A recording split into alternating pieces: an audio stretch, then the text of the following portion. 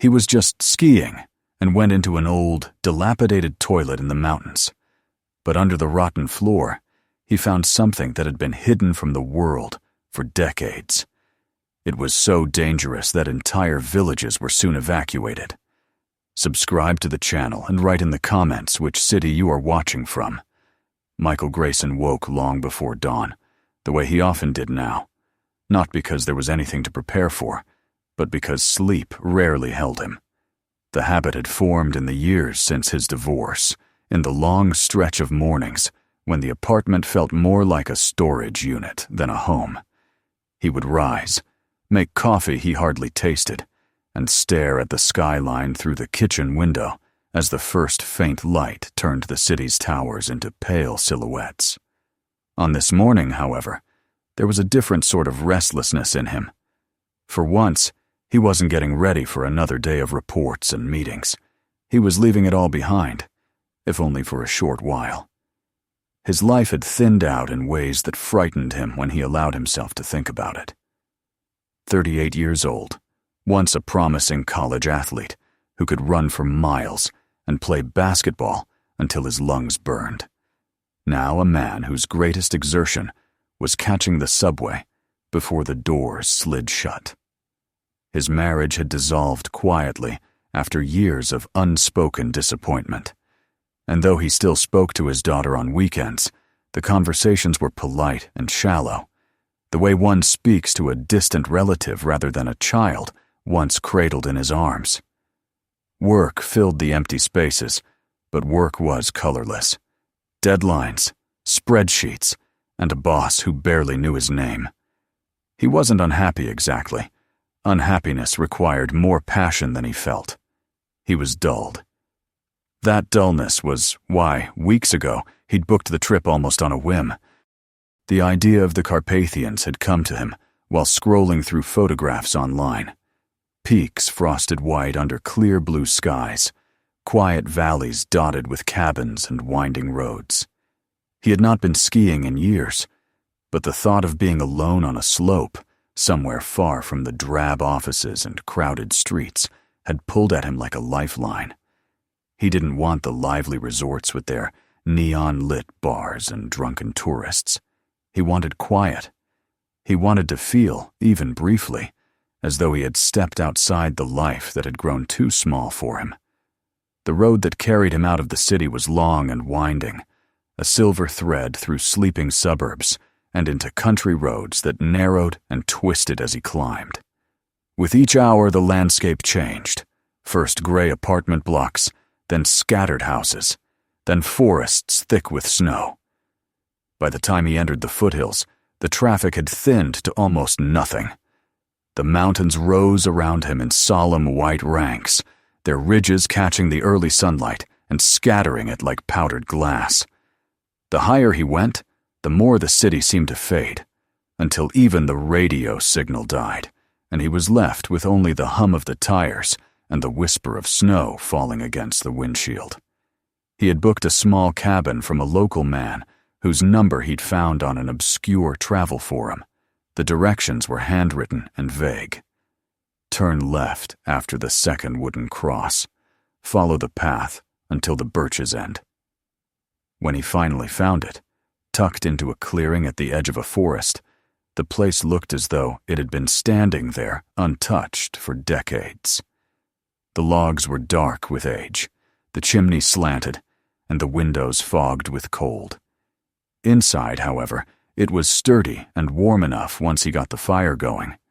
There was no television, no internet, only a narrow bed, a table, a stove, and the smell of pine smoke. For the first time in years, he felt entirely cut off, and the sensation was strangely comforting. That first night, he lay awake, listening to the wind push against the cabin walls. He thought of his office, of his phone buzzing with emails he would not answer, of the empty apartment waiting for his return. Out here, those things felt small. The mountains loomed like an ancient audience, patient and vast, indifferent to his failures. He fell asleep to that thought and woke before dawn with a sense of purpose he hadn't felt in years. The next morning was bright, but cold enough to sting his face when he stepped outside. He dressed slowly, layering sweaters and the old ski jacket he had almost thrown away years ago. His boots were scuffed, his skis borrowed from a rental shop in the village. But as he strapped them on, he felt a flicker of the man he had once been. Someone who moved with strength and ease, who understood the rhythm of winter sports. He set off down the narrow path that led from his cabin to the slopes, the snow crunching under each step. At first he stayed near the modest trails that locals used, but the sound of other skiers, few as they were, grated on him. He hadn't come for chatter and company. So, when the chance came to veer off toward a long, untouched incline that dipped between trees, he took it. The world changed immediately. The sounds of voices and skis on ice vanished, replaced by the pure hiss of snow beneath him and the whisper of wind through the pines. His body remembered enough to keep him upright, carving gentle turns and feeling the soft resistance of powder beneath his feet. The cold air burned his lungs in a way that felt alive. He pushed himself higher, drawn by the quiet and the promise of unbroken slopes. Each meter made his breath heavier, but he relished the strain.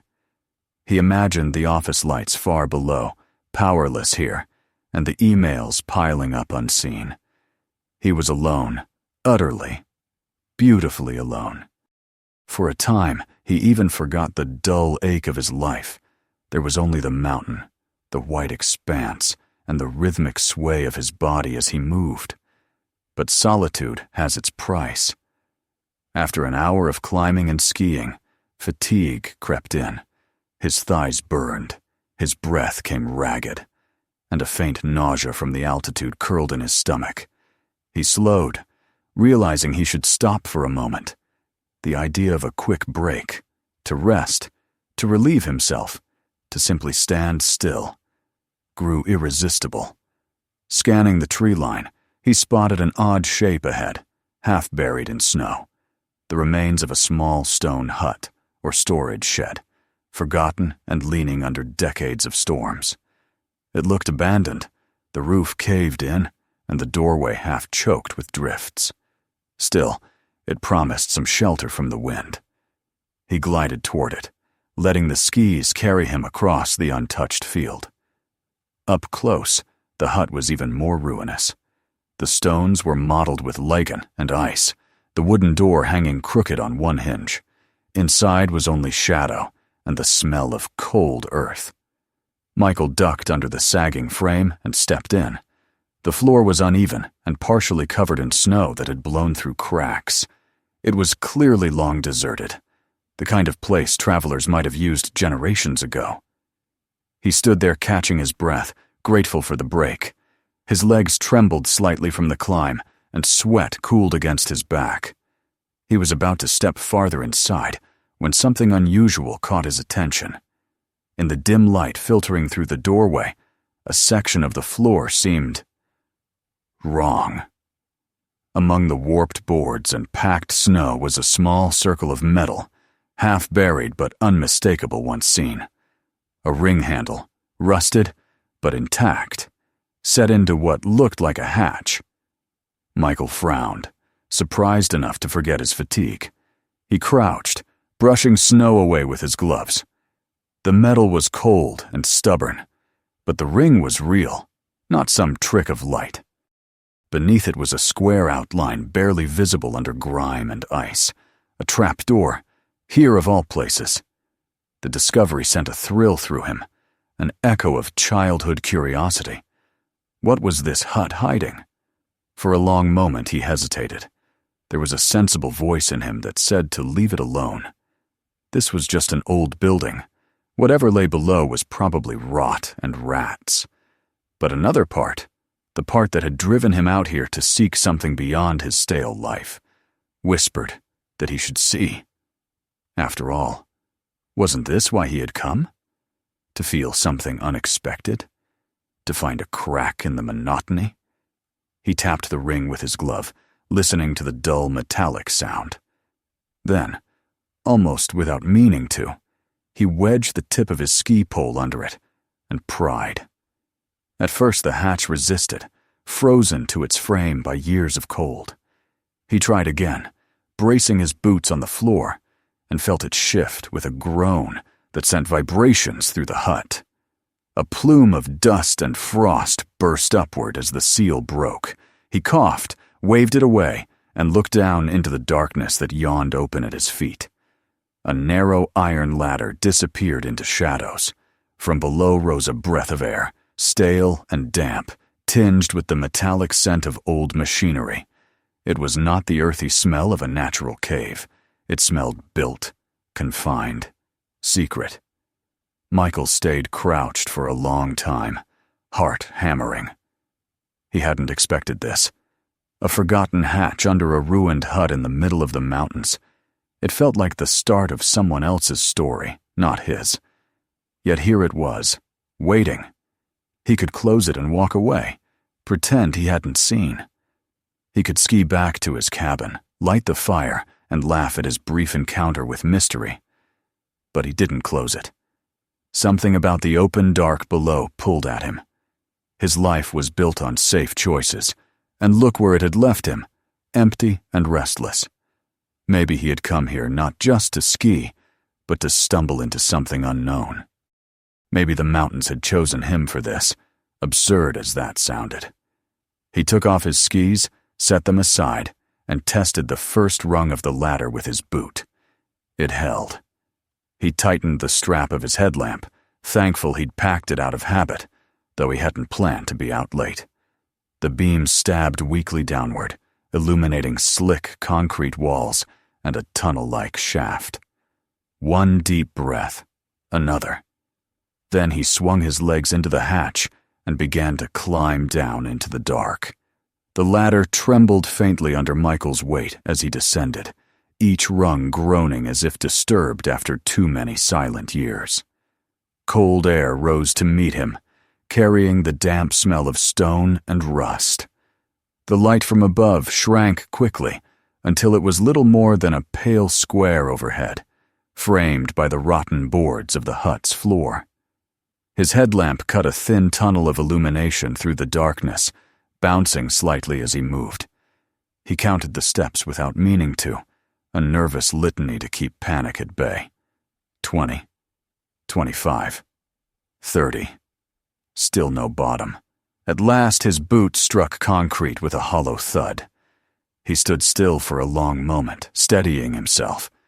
The air down here was heavy, wet with a lingering moisture that clung to his skin and crept through his jacket. He turned slowly, sweeping the beam of his lamp across his surroundings. He was in a narrow passageway, no natural cave, but a man-made corridor. The walls smooth concrete scored by long cracks. Water streaked the surface in dark veins, some of it frozen into jagged icicles that glinted when his light passed. The ceiling hung low enough that he felt the urge to duck, and pipes ran along it like rusted arteries, dripping occasionally into shallow puddles on the floor. The silence was so complete that his own breathing seemed too loud. He paused, listening, but heard only the slow tick of water and the faint echo of his boots shifting on the damp floor. It was unnerving, but also strangely compelling. Someone had built this place deliberately and hidden it well enough that decades had passed without anyone noticing. He thought of the ruined hut above, a meaningless relic to most eyes, but in truth, a door to another world. He started forward cautiously, each step placed with care. The corridor extended in a straight line before bending slightly out of sight. His lamp caught details as he moved, faded stenciling on the walls, the remnants of once bright paint now dulled and flaking, rusted brackets that might once have held cables or equipment. A coil of wire collapsed in a heap like a dead snake. In places, the floor was littered with scraps, unidentifiable debris, bits of metal, shattered glass dulled by dust. As he walked, the sense of history pressed harder. This was no casual storage space. Everything about the construction, The thickness of the walls, the way the pipes were secured, the engineered straightness of the passage, spoke of planning and resources. It wasn't an amateur bunker built by a fearful villager. It was something official, something meant to last. He imagined men in uniforms once striding here, their boots echoing just as his did now, voices barking commands that the years had swallowed. The first evidence of human presence came unexpectedly. At a turn in the passage, he almost stumbled over a heap, half buried in rubble. What at first looked like junk, but when he crouched to examine, resolved into the twisted carcass of machinery. A generator, he thought, though age and corrosion had left it barely recognizable. Its casing was torn open, wires spilling like veins, copper dulled to a greenish black. Nearby lay broken tools, a wrench, something that might once have been a light fixture. And there, startling in its human intimacy, a scrap of cloth, the sleeve of a jacket, perhaps, its stitching frayed but still visible under the grime. Michael's breath caught. It was one thing to walk through empty concrete. It was another to touch something once worn by a living person. Whoever had been here had left long ago, but traces of their life remained, fragile and strange in the damp air. He stood, fighting the urge to whisper, as though loud sounds might wake ghosts. Moving on, he found the corridor widening gradually. The ceiling lifted enough for him to straighten fully. The floor became clearer of debris, as if this section had been better maintained once.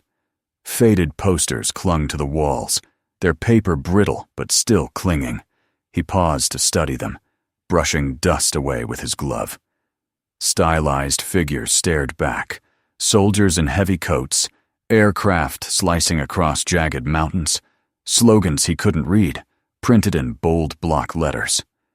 The art was unmistakably propaganda, the kind he'd seen in history books about the mid-20th century. That realization chilled him more than the cold air. This place had belonged to an era of fear and hidden arsenals. He continued, the posters trailing behind him until they gave way to bare, cracked walls again. Soon the passage opened into a chamber larger than any he had yet seen. He stepped hesitantly into the space, his light sweeping across it.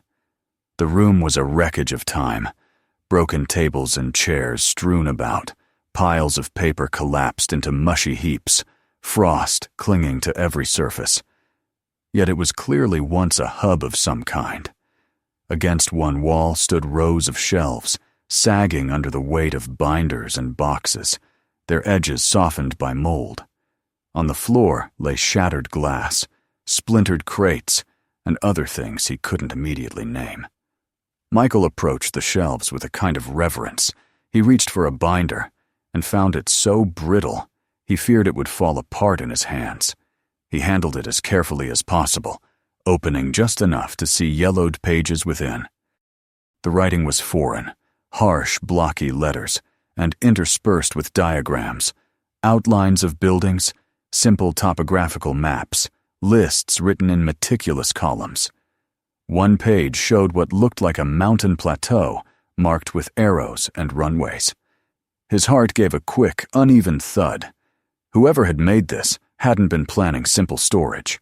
This had been infrastructure, deliberate and expansive.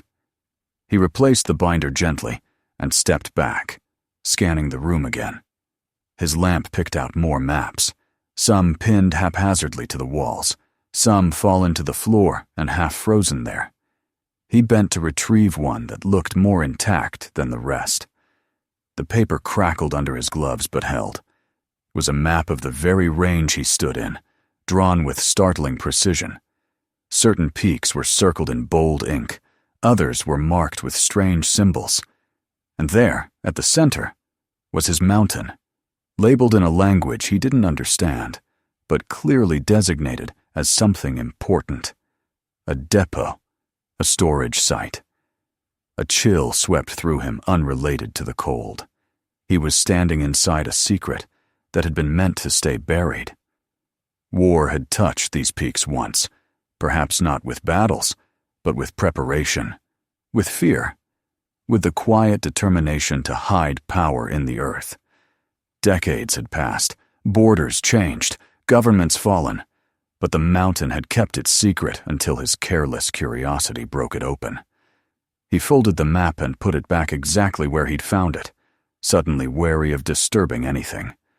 The air felt heavier now, the silence less neutral and more watchful, as though the place itself disapproved of his trespass. He thought of turning back, of climbing up to daylight, and forgetting this subterranean world existed. But even as the thought formed, he knew he wouldn't.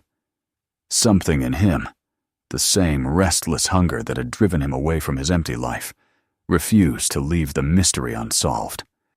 He moved toward the far side of the room, where another corridor stretched deeper into darkness. Before entering, he paused, looking back at the chamber. The broken furniture, the sagging shelves, the propaganda on the walls, all of it seemed to hold its breath. This was no random ruin.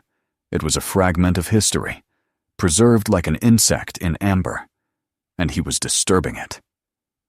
Drawing a deep, steadying breath, Michael turned and stepped into the new passage. It was narrower than the first, the walls closer and slick with moisture. Pipes ran overhead, dripping steadily into puddles that echoed sharply with each drop. The floor sloped slightly downward, enough that he felt the pull in his calves as he walked. His light caught flashes of more faded stencils, numbers, arrows, words too decayed to read. The engineering was still solid despite the years. Steel bolts jutting from the walls, brackets holding long dead cables in place. Whoever had built this had intended it to endure.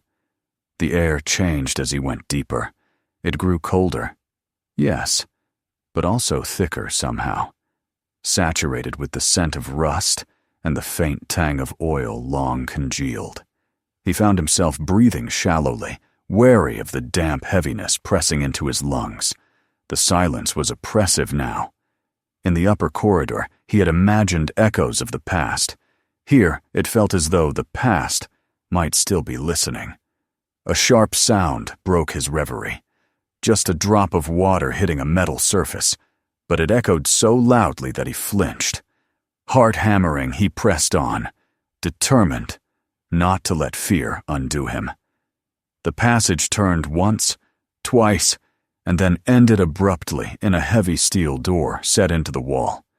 Smaller than the hatch he'd entered from above, but no less imposing. It was blotched with rust, its hinges swollen. He placed a hand against it and felt a bitter chill seep through his glove. For a long moment he simply stood there, palm on cold metal, wondering what to do. Every sensible instinct said stop, turn back, get out while he could. But the other voice, the one that had followed him since he first saw the ring in the hut floor, whispered that this was what he had come for. His life had been a long series of safe retreats. Maybe it was time to push forward. He leaned his shoulder into the door and shoved. At first nothing happened, but the groan of protesting hinges. He stepped back, planted his boots more firmly, and pushed again with all his strength. The sound that followed was a shriek so sharp it seemed to vibrate through his bones, rust grinding against us after years of stillness. The door shifted, grudgingly, just enough to crack open. A breath of air escaped, dank and cold, carrying with it the sour scent of mildew and metal. It smelled like a place sealed too long. Michael stepped back quickly, gagging slightly at the unexpected staleness. He stood there for several heartbeats, shaking, uncertain if he had made a mistake. The black gap in front of him felt like the mouth of some waiting beast. Yet curiosity, insatiable now, pushed him forward. He wedged his hands against the edge and forced the door wider, inch by inch, until the opening was large enough to slip through. The space beyond was utterly black. His headlamp's beam seemed swallowed almost instantly, revealing only slick walls and a floor coated in dust and frost. He hesitated at the threshold, 1 foot on the safe side, 1 foot hovering. Behind him lay the long corridor back to the hatch, and the pale square of daylight somewhere far above. Ahead was only this darkness, and whatever secret it guarded. He told himself he could turn back, he could climb out, close the hatch, and pretend this had never happened. No one would know. No one would care. Yet he knew, even as the thought formed, that it was false. He couldn't unsee the propaganda, the maps, the machinery. This place had hooked into something deep in him, the part of him desperate to feel alive, to uncover something that mattered. Drawing in 1 long breath, he stepped forward. The door whispered shut behind him with a hollow clang, and the world of snow and sky vanished as though it had never existed. The cold damp of the subterranean air closed around him, and the light from his lamp became the only thing holding back a darkness so dense it felt physical. He was alone, truly alone, deeper than he had ever been, standing on the threshold of a secret buried for decades. And though fear licked at the edges of his resolve, Michael Grayson kept walking. The passage swallowed Michael whole as he moved forward, his lamp the only fragile anchor against a darkness that felt more ancient than any night he had known. Behind him, the heavy door he had pushed open gave a slow, reluctant creak as it swung partially shut, the sound echoing until it faded into silence. The loss of that small sliver of light from the previous chamber tightened something deep in his chest. He paused, listening, but the quiet here was deeper than quiet. It was the suffocating stillness of a place long forgotten and yet somehow waiting. The air was different beyond this threshold. It hung heavy with moisture and something metallic, as though he had stepped into the lungs of the mountain itself. Each breath tasted faintly of oil and rust, mixed with a sour chemical tang he couldn't place. He tightened the strap of his headlamp and forced himself to continue, 1 slow step after another, boots scraping softly across the concrete floor. He had expected more ruins like those he had seen earlier, but this space felt startlingly intact, almost preserved by the cold and isolation. The corridor sloped downward gradually, pulling him deeper with each step. He passed lengths of old pipe running along the walls and ceiling, many corroded to a dull reddish brown, but still holding their shape. Steel bolts jutted from concrete seams, thick and uncompromising, even after decades. In places, paint still clung in ragged streaks, yellow arrows pointing forward, fragments of numbers and letters in an alphabet he didn't understand. The engineering quality unsettled him. This was no makeshift refuge. Whoever had built this had meant it to last through time, weather, and perhaps even war. The deeper he went, the more he felt the weight of the mountain pressing above him. The silence seemed alive now, broken only by the faint sound of dripping water somewhere unseen. He tried not to imagine tons of stone resting over his head, or the fragility of whatever might hold it back. The memory of the brittle maps and propaganda posters behind him kept returning, whispering that this was no harmless curiosity. He was trespassing in a place that had once been part of something far larger, something secretive and potentially lethal. After what felt like an eternity of descending, the passage widened abruptly, spilling him into a cavernous space so vast his headlamp could not pierce its farthest edges. He stopped dead, heart thundering. His breath came out in pale, trembling clouds as he swept his light across the darkness. For a moment, the beam touched nothing but emptiness. Then it caught the angular edge of something massive and wooden, and another, until the truth of the room emerged. Crates, hundreds of them, perhaps thousands. They stretched away in long, precise rows, stacked neatly like silent sentinels waiting for orders that would never come. Each was the size of a coffin, or larger, bound with rusting metal bands that still held firm. Frost limned their surfaces, sparkling faintly as the beam passed. On many, black stenciled markings were still visible. Numbers, codes, symbols in an unfamiliar language. Some had faded almost to invisibility. Others remained dark and crisp against the pale wood. The sight made his skin prickle and his stomach lurch. This was not some forgotten storage of tools or camping gear. He didn't know the language, but he knew enough history to recognize the care and precision of a military inventory. He moved forward slowly, boots crunching on thin ice that had formed in places where moisture pooled. The smell changed as he advanced, stronger now, a potent mix of old oil, rust, and something sharper beneath it, a faint acidic bite that burned the back of his throat. When he reached the nearest crate, he reached out almost without meaning to and brushed the frost from its surface. Beneath his glove the wood was cold and dry. The stenciled characters came clearer, strings of numbers, a few symbols that might have been warnings. He didn't need translation to know what they meant. These were weapons, ammunition, something meant to kill. His light swung farther and landed on a row of metal cylinders leaning against a wall beyond the stacked crates. Some stood upright, others had toppled and lay crooked on the floor, their surfaces flaking with rust. He recognized them vaguely from documentaries, old artillery shells perhaps, or some other kind of ordnance. One had split open along a seam, revealing a crusted interior that oozed strange frozen stains onto the floor like the dried veins of some ancient wound.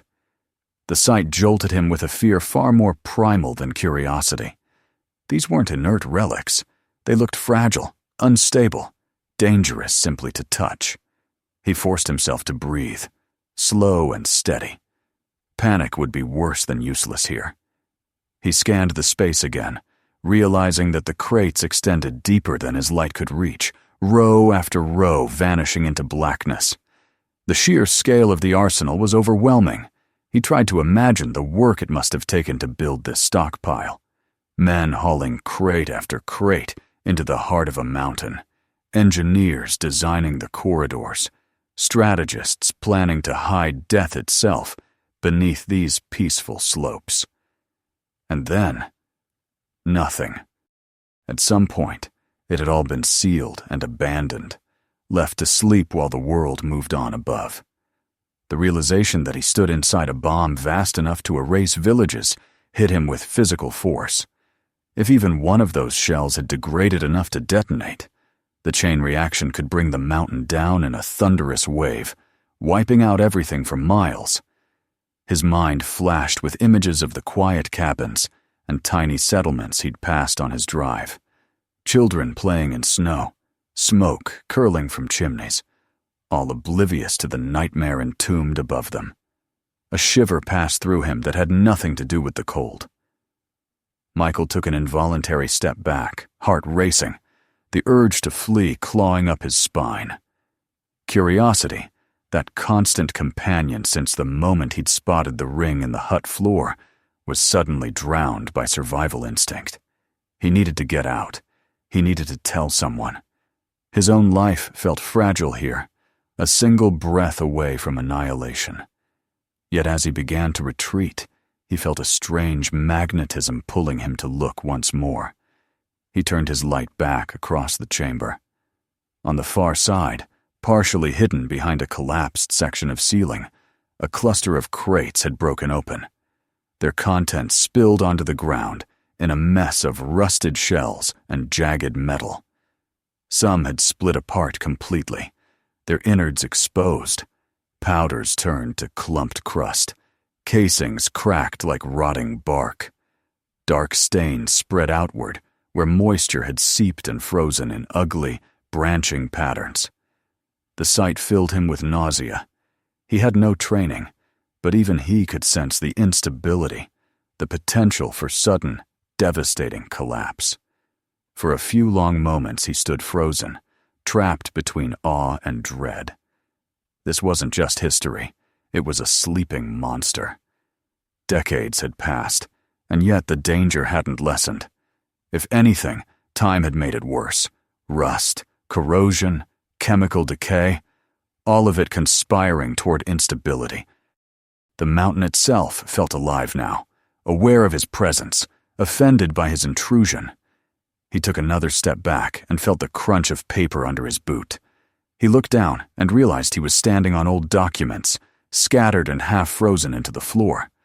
He bent to examine one and found a page of precise handwriting overlaid with diagrams, notations about storage protocols, technical schematics, lists of materials.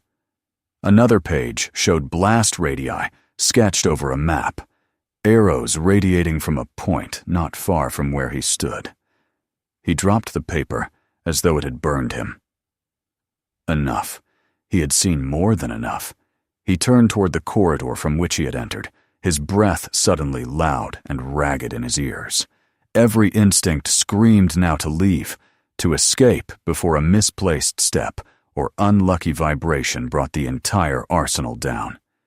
The journey that had begun as idle exploration was now a desperate retreat. Yet retreat wasn't simple.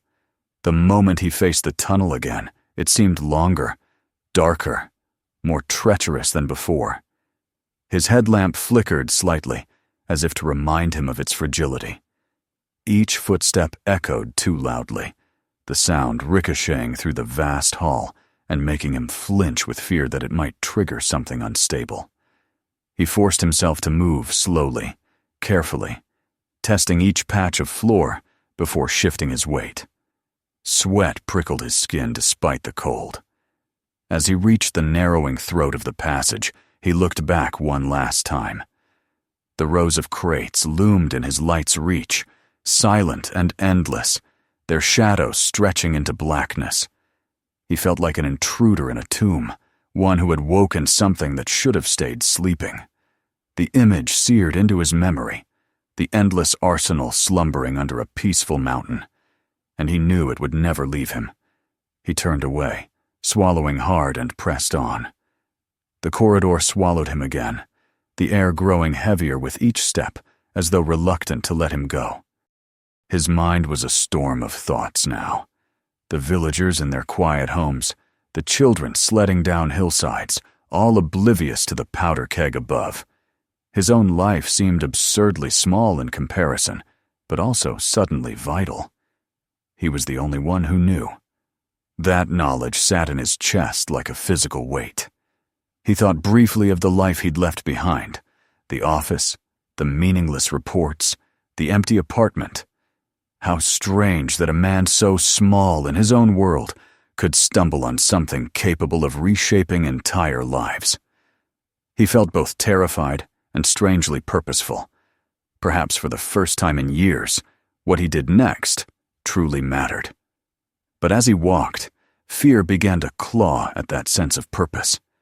The silence deepened until every sound he made seemed amplified.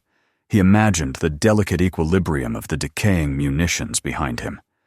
What if the vibrations of his boots alone were enough to rouse disaster? He slowed further, nearly tiptoeing despite his heavy gear. A low groan rolled through the walls, maybe just the mountain settling, maybe something worse, and his heart nearly stopped. He pressed a hand to the damp concrete to steady himself and waited until the sound faded. He resumed climbing, legs trembling from exertion and tension.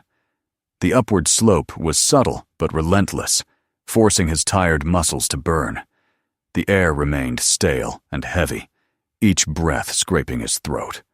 More than once his light caught on scraps of equipment, broken valves, tangled wire, and his imagination turned each into a hidden trap.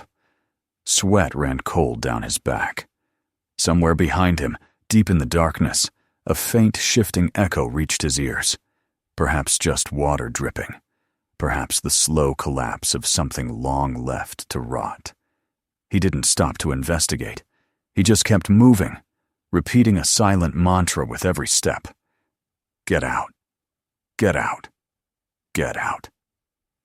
As he walked, the moral weight of what he had found pressed harder. Could he really just leave and say nothing? Could he bury this knowledge like the mountain had? He pictured headlines about unexplained explosions, villages wiped out, families shattered, all because he had chosen safety over responsibility. The thought filled him with nausea, almost as potent as the chemical tang of the air. He knew then that he couldn't stay silent. If he reached the surface alive, he would call for help. It was no longer an option, but an obligation. The climb felt endless, time warping in the dark. At one point his headlamp flickered and nearly went out, sending a surge of cold terror through him until it steadied again. He whispered to himself in the silence, promises and pleas that he would make it out, that the mountain would not keep him. His breath grew ragged. His hands grazed the walls for balance when fatigue threatened to buckle his knees. When he finally recognized the turn that would lead him back toward the earlier chambers, the ones with the posters and archives, relief flooded him so suddenly his eyes stung.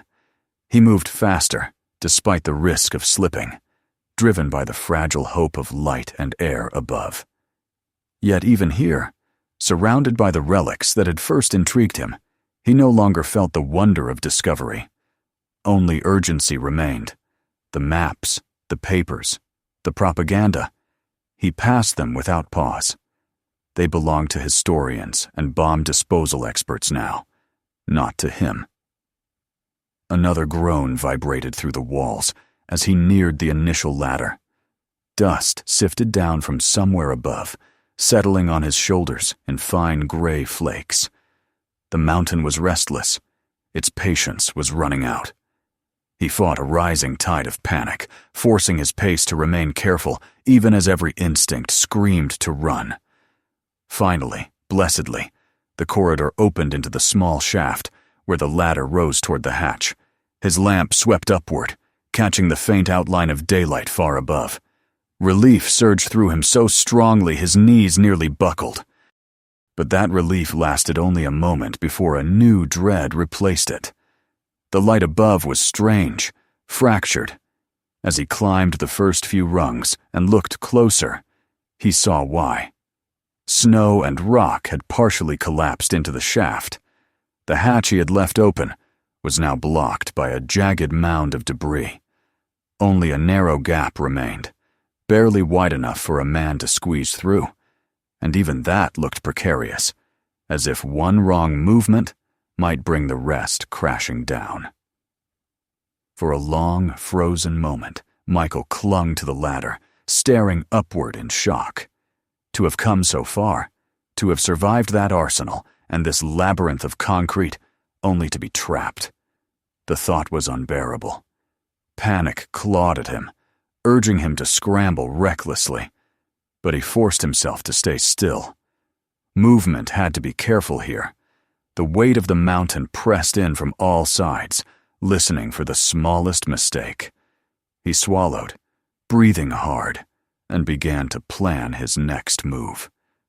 There was still a way out. There had to be. He would make one if he had to.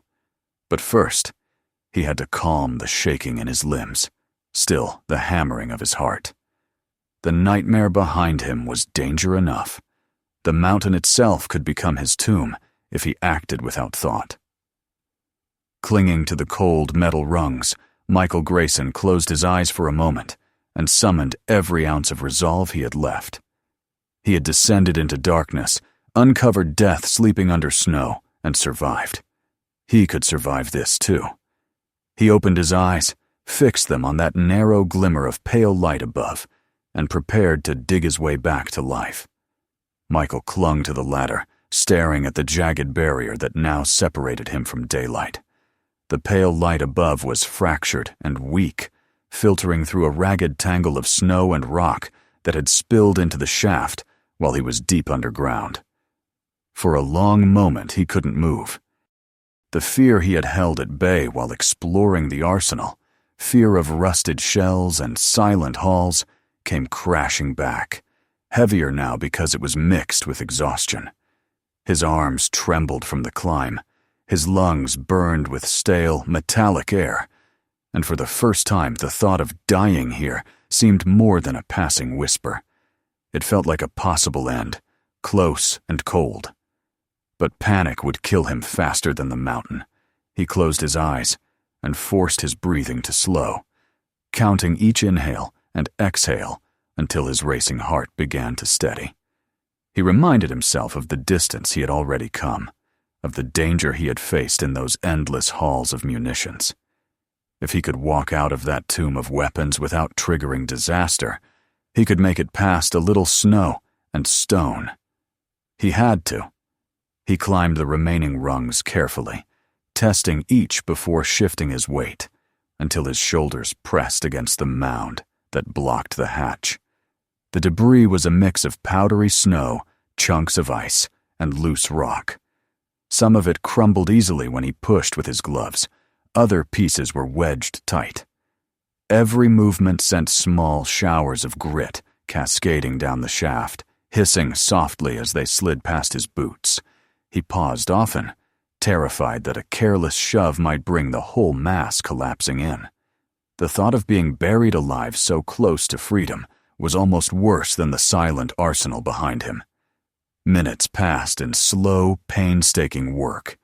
He used his ski pole, still strapped to his pack, as a makeshift lever, prying at stones and breaking crusted layers of ice. The metal scraped and clanged, each sound unnervingly loud in the confined space. Once a larger rock shifted suddenly, sending a shudder through the ladder and a cascade of snow down onto his face. He froze, heart hammering, until the mountain settled again.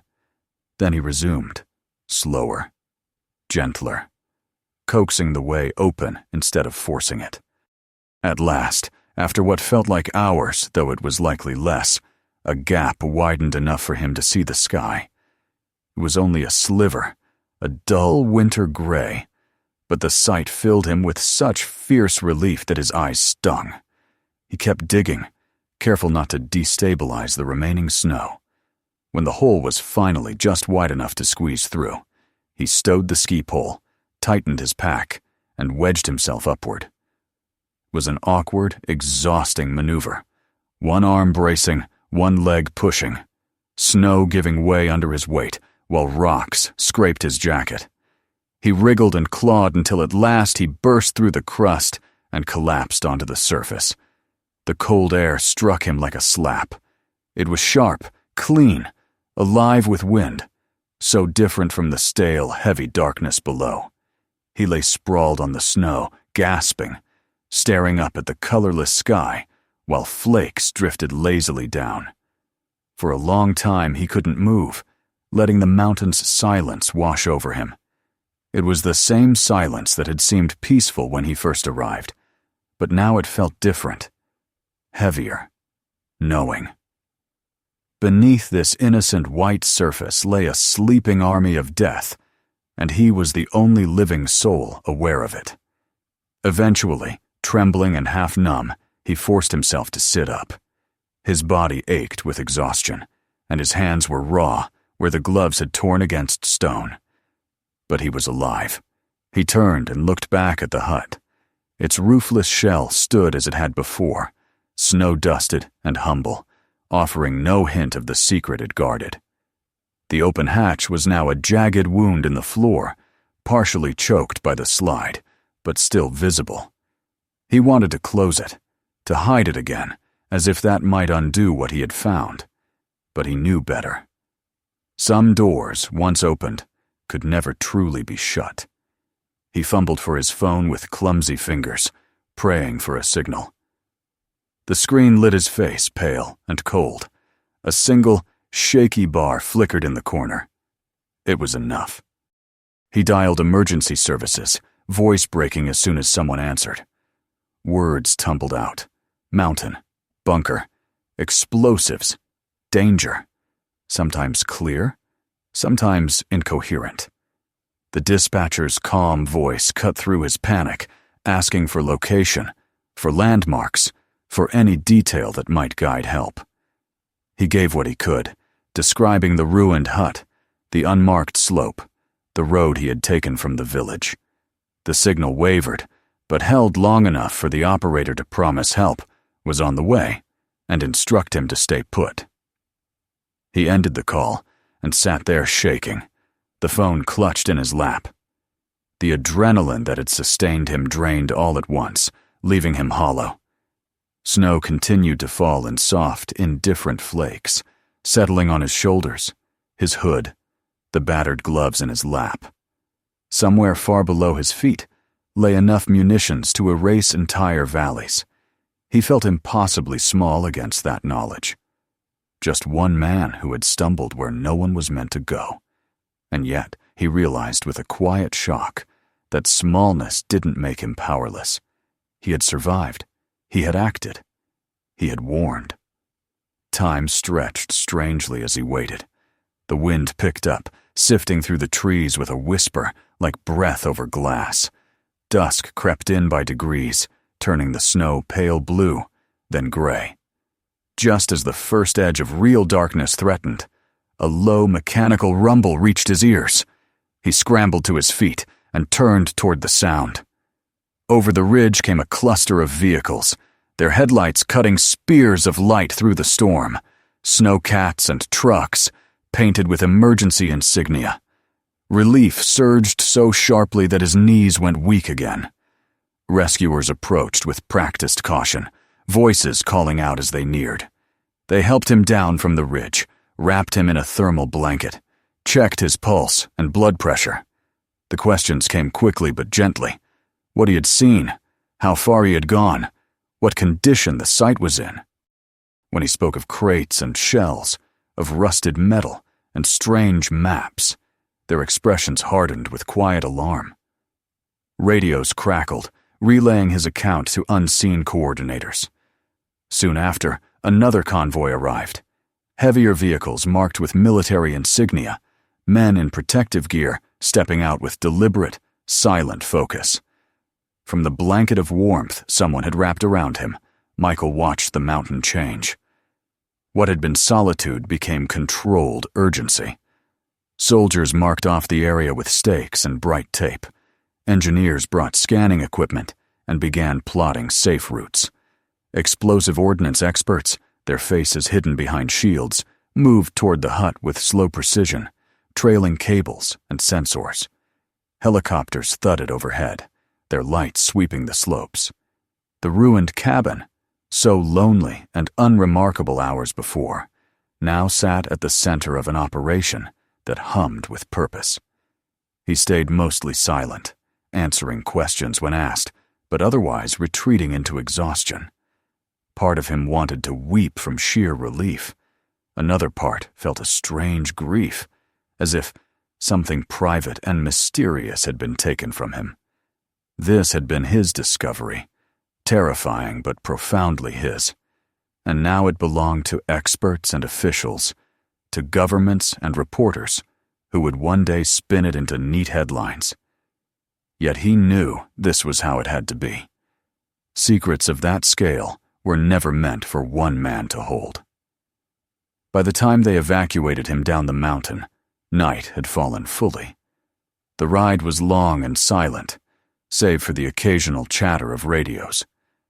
They brought him to a temporary command post in the village, a cluster of tents lit with harsh white lamps, generators humming.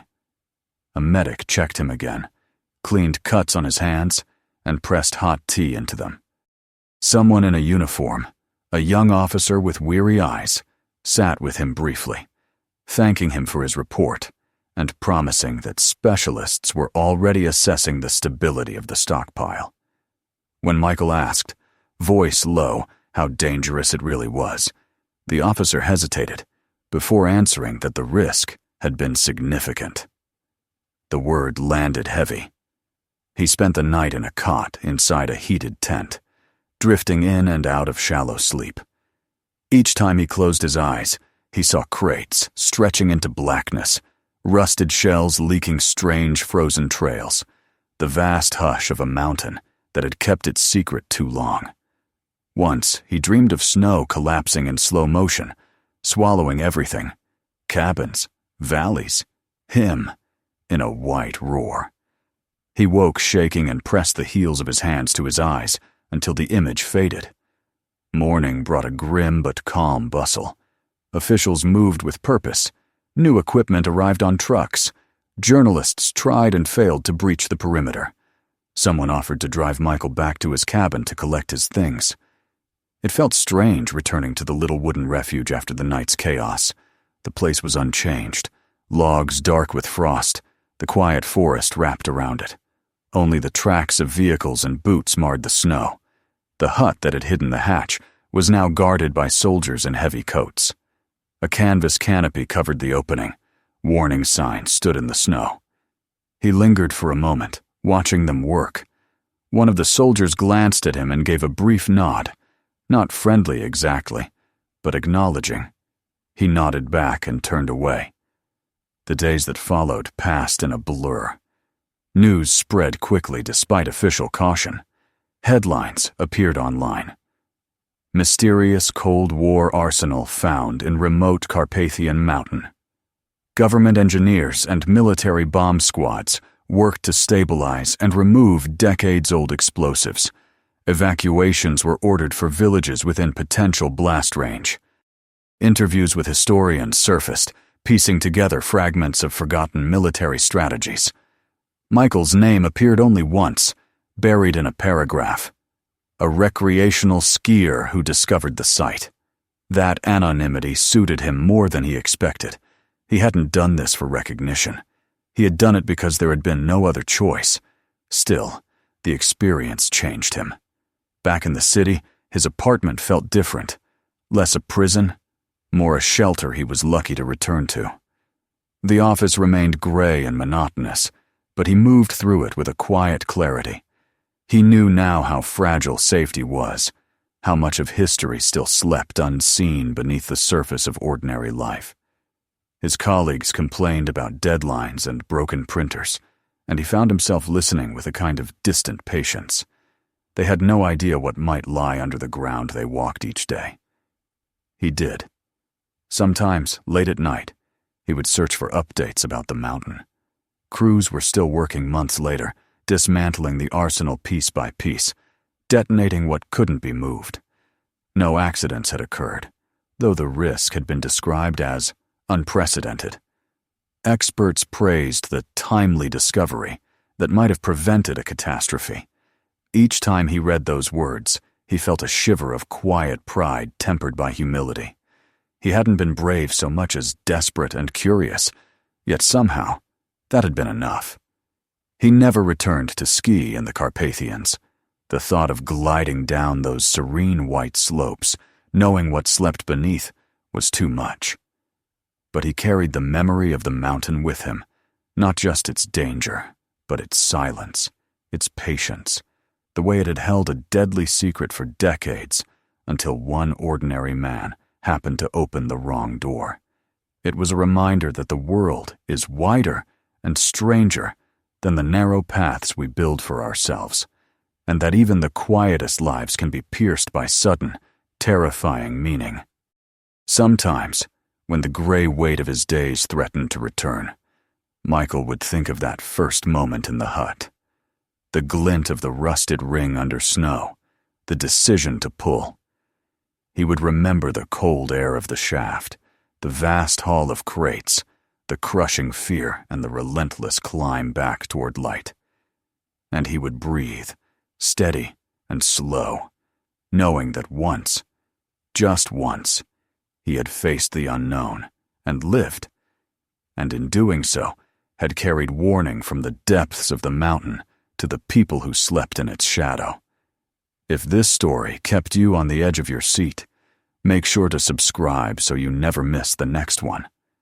Take a moment to watch the next video waiting for you right now. There are more untold stories and hidden secrets you won't want to miss. And don't forget to share this video with friends and family. Some discoveries are too extraordinary to keep to yourself.